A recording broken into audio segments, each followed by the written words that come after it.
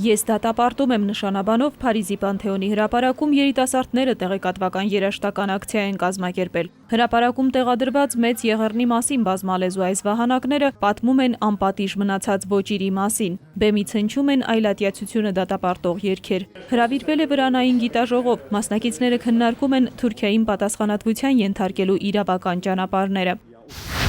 Մեծիտան Ընկիլիկիո կաթողիկոսարանի առջև ավանդական հսկման երեկոն է։ Հոգեհանգստյան պաշտոնը 3 հարանվանությունների ղեկավարների հանդիսապետությամբ է։ Հայերեն ու արաբերեն ելույթներ միասնականության, հայ արժեքներին կառչած մնալու հրամայականի ու պահանջատեր լինելու մասին։ Հայկազյան համալսարանում ոչ հայ ուսանողների համար դասախոսություն է ցեղասպանության պատճառների, Համիդյան ջարդերի, Հայաստանի առաջին ու երրորդ հանրապետությունների հիմնադրման, սփյուռքահայ գաղթօջախների կյանքի վերաբերյալ, հայահոծ շրջաններում այրում են Թուրքիայի դրոշը։ Դոնի Ռոստովում հիշատակի միջոցառումներն սկսվեցին ավանդական ջահերով երթով։ Ռոստովի հայկական եկեղեցու առջև պահանջատիրության ու հիշատակի ջահերից խարույկներ վառվեցին։ Հայ երիտասարդները, հոգևոր ու աշխարհիկ առաջնորդները մասնակցեցին միջոցառմանը «Չկա արդարացում» եւ նման պաստառներով։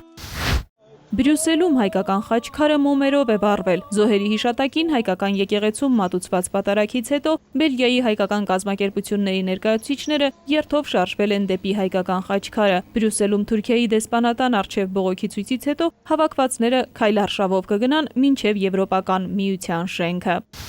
Դեպի Վրաստանում Թուրքիայի դեսպանատուն այս ուղղությամբ են շարժվում բողոքի ջահակիրները։ Թբիլիսիի աշխարհիկ ու հոգևոր կազմակերպությունների ուսանողական միությունների անդամների պաստառներին ճանաչում արդարություն գրություններն են։ Թուրքիայի ժխտողական քաղաքականության դեմ բողոքով վիրահայերը խմբվել են նաև ապրիլի 24-ի վաղ առավոտից։ Նրանք պահանջում են, որ Թուրքիան պատասխանատվություն կրի ողջ մարդկության առջև գործած հանցանքի համար։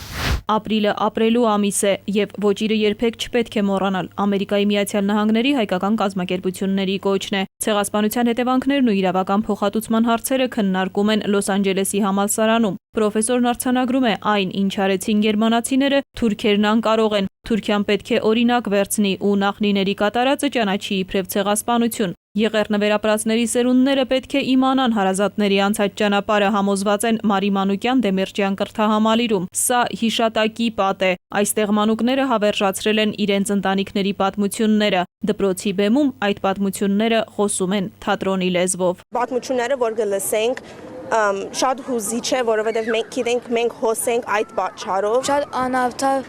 բան է, որ թուրքերը են